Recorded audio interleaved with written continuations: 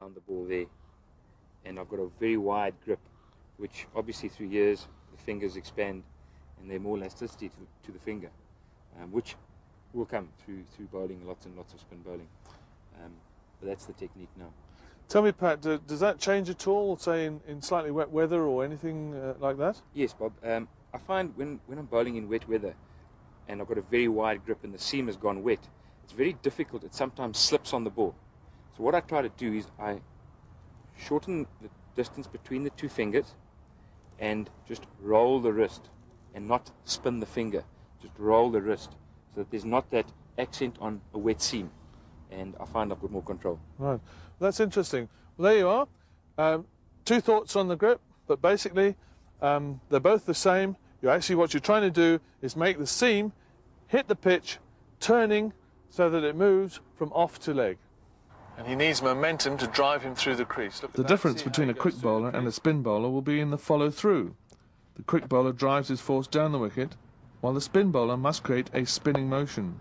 This is known as the pivot. Notice Pat's front foot.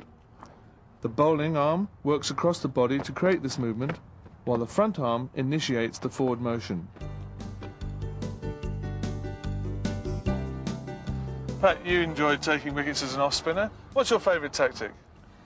Bob, as an off-spinner, I like to be pitching the ball up fairly full, trying to go between bat and pad and hit the top of off stump, asking the batsman to drive through extra cover. Right, let's have a look at that. Okay, so you're looking to pitch here, about here, and the batsman's going to have a look at the big gap between extra cover and backward point, and he's looking to drive the ball for 4 through there. You just drag him out, the ball's dipped a little bit hopefully, and it's turned and come through the gate and bowled him. And that's brilliant. Now, if it doesn't turn, Pat, what happens then? Right, Bob, if it doesn't turn, we'll be looking for the ball to be pitched there. Instead of going through there, possibly going straight, either getting the edge, going to slip, or actually beating the bat. And in him leaning forward to play a shot and dragging, there comes the stumping. And you can see his foot moving out. Off-spinners are an important component of any side in either attack or defence. If you are mainly a batsman, take up off-spinning. It may keep you in the game.